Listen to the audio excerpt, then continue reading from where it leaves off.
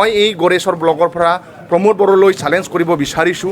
প্ৰমোদ বড়োৱে যদি নিজকে হেভি ৱেইট লিডাৰ যদি ভাবে তেওঁৱে কওক, বা প্ৰমোদ বড়ো বা ইউ.প.ৰ কোনো ইএমএ আজিলৈকে তেওঁলোকে অকলশৰীয়াকৈ ইলেকশ্যন খেলিম বুলি তেওঁলোকে ক'ব নোৱাৰে।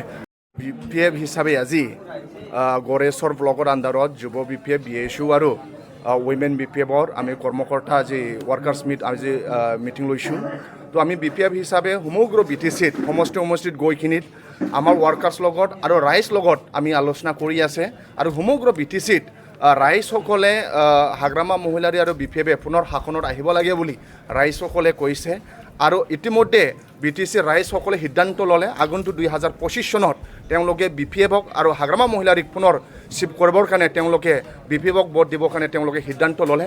মই এই গড়েশ্বৰ ব্লকৰ পৰা প্ৰমোদ বড়োলৈ চেলেঞ্জ কৰিব বিচাৰিছোঁ। প্ৰমোদ বড়োৱে যদি নিজকে হেভি ৱেইট লিডাৰ যদি ভাবে তেওঁৱে কওক, বা প্ৰমোদ বড়ো বা ইউ.প.ৰ কোনো ইএমএ আজিলৈকে তেওঁলোকে অকলশৰীয়াকৈ ইলেকশ্যন খেলিম বুলি তেওঁলোকে ক'ব নোৱাৰে।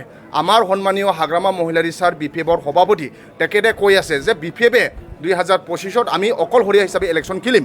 তো আজি ইউ.পি.ৰ সন্মানীয় প্ৰমোদ বড়ো হওক বা তেওঁলোকৰ ইউ.পি.ৰ ইএম হওক, ইউ.পি.ৰ নেতা হওক, তেওঁলোকে আজিলৈকে এজনো তেওঁলোকে ক'ব নোৱাৰে যে তেওঁলোকে ইউ.পি.লে অকলশৰীয়াকৈ ইলেকশ্যন খেলিম বুলি। কাৰণ তেওঁলোকে জানে ইউ.পি.লে গ্ৰাউণ্ড অঞ্চলত কাম কৰিব পৰা নাই।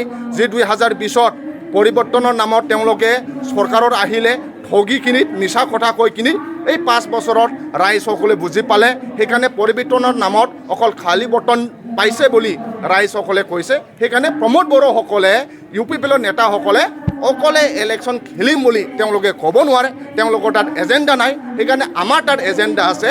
আমি সন্মানীয় হাগ্ৰামা মহিলাৰী ছাৰ চিফ হোৱাৰ পাছত যুৱসকলৰ কাৰণে কাম কৰিম, BTCৰ সাংবাদিকসকলৰ কাৰণে কাম কৰিম, BTC অঞ্চলত খেতিয়কসকলৰ কাৰণে কাম কৰিম, BTC অঞ্চলৰ বিভিন্ন জাতি জনগোষ্ঠীসকলৰ কাৰণে আমি কাম কৰিম।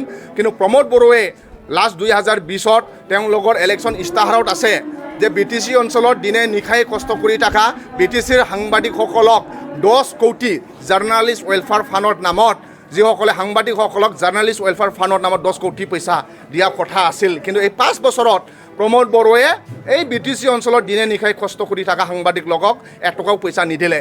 ইয়াৰ কাৰণে মিছা কথা কোৱাৰ 1 নম্বৰ যি মাষ্টাৰ এইটো হ'ল প্ৰমোদ বড়ো। আৰু মই কৈছোঁ BTC অঞ্চলত বা ভাৰতবৰ্ষৰ আটাইতকৈ কৰাপ্টেড পাৰ্চন হ'ল প্ৰমোদ বড়ো। কাৰণ ভাৰত চৰকাৰ আৰু অসম চৰকাৰে BTC অঞ্চলৰ ৰাস্তা পদূলি স্কুল নিৰ্মাণৰ নামত, ডেভেলপমেণ্টৰ নামত যি পইচা দিছে কোটি কোটি টকা, এই কোটি কোটি টকা দি তেওঁলোকে অকল খেলা আৰু মেলা দি কিনি চব পইচা তেওঁলোকে পকেটত ভৰাই ল'লে। এতিয়া আমাক অপজিশ্যন লিডাৰসকলক, অপজিশ্যন নেতাসকলক তেওঁলোকে কিনিব বিচাৰি আছে। সেইকাৰণে সাৱধান। মই ৰাইজসকলক চিন্তা কৰিবৰ কাৰণে অনুৰোধ জনাইছোঁ। যদি তেওঁলোকে ডেভেলপমেণ্টত পইচা দি তেওঁলোকে ডেভেলপমেণ্ট নকৰে কিনে যদি অপজিশ্যন লিডাৰকে যদি কিনিব বিচাৰে, BTCত কেনেকৈ শান্তি প্ৰতিষ্ঠা হ'ব, BTCত কেনেকৈ উন্নত হ'ব, ইয়াৰ কাৰণে ৰাইজসকলে যাতে চিন্তা কৰক। আৰু ইতিমধ্যে আমি গড়েশ্বৰ ব্লকত আহি কিনি আমি ভাল পাইছোঁ আৰু ইয়াৰ ৰাইজসকলে সিদ্ধান্ত লৈছে 2025 চনত ইয়াৰ পৰা গড়েশ্বৰ ব্লকৰ পৰা এজন BPFৰ MCLA পঠাব। তেওঁলোকে গড়েশ্বৰ ৰাইজসকলে সিদ্ধান্ত লৈছে। ইয়াৰ কাৰণে মই যুৱ BPF হয় সকলো গড়েশ্বৰ ৰাইজসকলক আন্তৰিক শুভেচ্ছা জনাইছোঁ। আপোনালোকে আগন্তুক দিনত যে সিদ্ধান্ত লোৱাটো BPFক ভোট দিবৰ কাৰণে সিদ্ধান্ত লৈছে, ইয়াৰ কাৰণে আপোনালোকক মই ধন্যবাদ যাচিছোঁ।